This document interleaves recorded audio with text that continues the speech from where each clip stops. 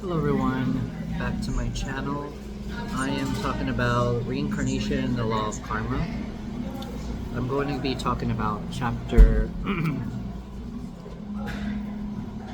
9, which is the argument for reincarnation. So I'm going to go talk about, in addition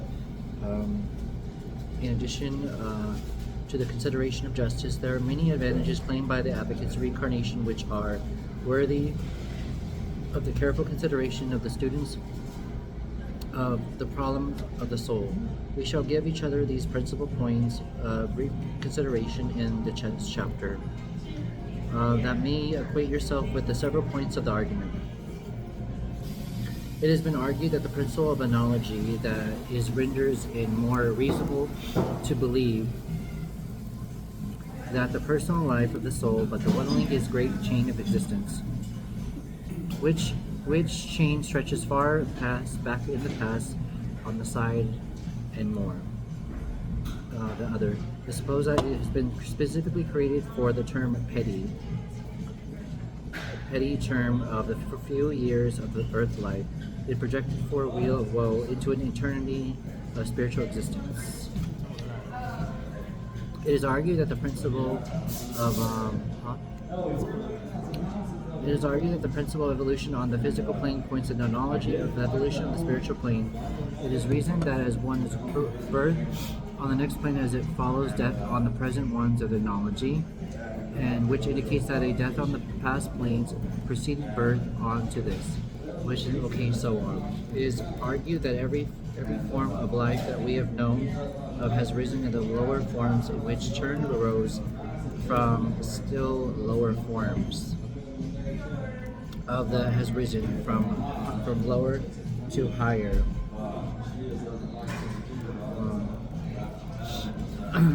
and the mount on to still higher forms and planes. It is argued that special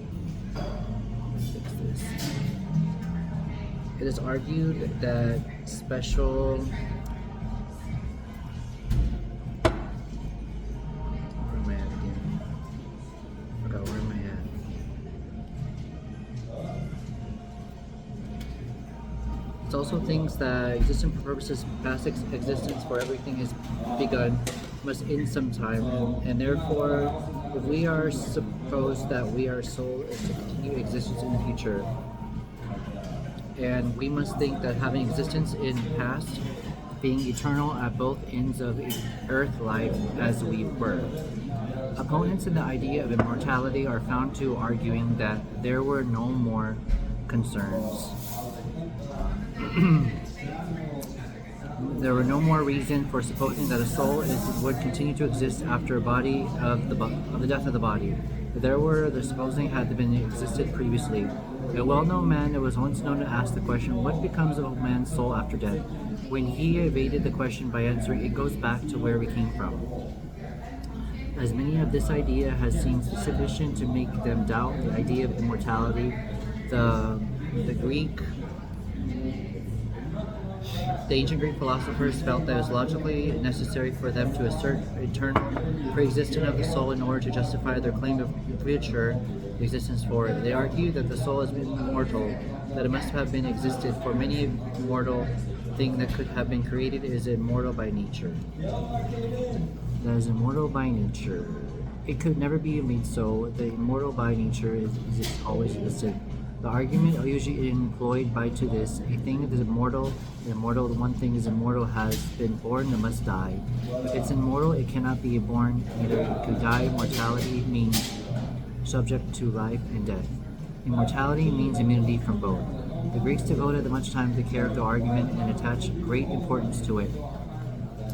They reasoned that the nothing has possessed reality that could have no merge for nothingness, nor it could pass into nothingness. If it were, and it would precede birth, it is reason. Wait, where am I at again?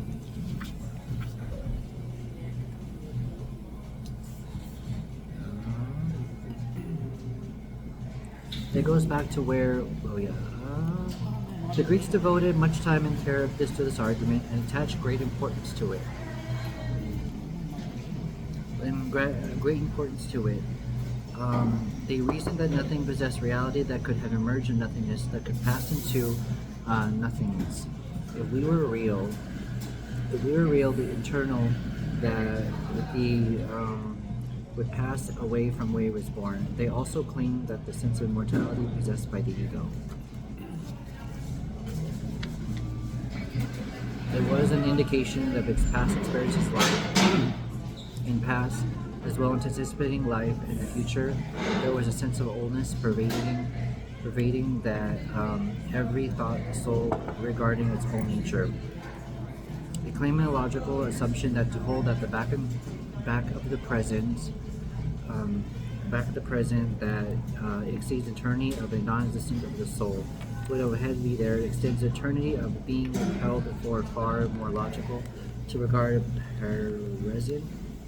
present life merely a single point in eternity of existence. It is argued further for reincarnation fits in its well-known specific principle of conservation of energy, that is known for no energy is created or it's lost, but that energy is a form of the universal energy which flows into the form of the form, from manifestation to manifestation, ever the same, and yet manifesting in myriad forms, never born, never dying, but always moving on. Okay, so therefore it is thought that it's reasonable it's reasonable to suppose that the soul follows the same law of embodiment, rising higher and higher throughout time until finally it re-enters universal spirit from which it is emerged, that it continues to exist. It existed before it emerged for the cycle of manifestation. It is argued that reincarnation brings life back to law of cause and effect, just in everything else in the universe. The law of rebirth, according to the causes generated during the past lives, will bring the existence of the soul within the harmony of natural laws, instead of without or contrary to them. It is further argued that the feelings of original sin, in which people may assert the consciousness, may explain by theory of reincarnation than the theological doctrine. The orthodox doctrine is original sin was something inherited from the Adam by reasoning for the forefathers' transgression, but this jars upon the thought of today. As well as it might have been thought the soul to do with Adam, it did not descend from him from the aught else by the source of being. There is no line being sense for souls thought there was being for bodies. What is Adam to do with the soul? It came for fresh, and from the mint of the maker, pure and unsullied. How could they do with the same tainted in your new soul? Theology has asserted either arrant nonsense or else grave injustice, but is for Adam. We substitute our past existence in the thoughts of we deeds, therefore we may understand that the feeling of conscious recognition of the past wrongdoing and remorse, which was many of the testifying to do, though may be reasonably free from the same past present life. The butterfly dimly remembers in a warm state, and although it new soars, it feels the slime of the mud at which it would go once crawled.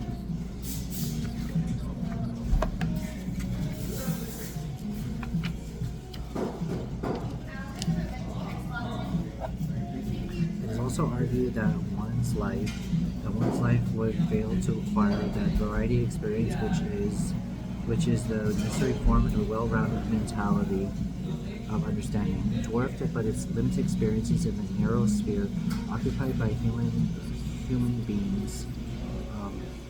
It would be far from acquiring the knowledge which would seem to be necessary for a developed and advanced soul. Besides, this would be a great of an equality of the part of the death of the souls after death, as part as it is before death. Some would pass the future stated as arrogant beings, while others would possess a full nature of understanding. As a leading authority has said, a perfected man has been experienced every type of earthly relation and the duty of every phase of a desire. Affection and passion, and every form of temptation is a variety of conflict. No one can likely possibly furnish the material for more than a minute section of each experiences.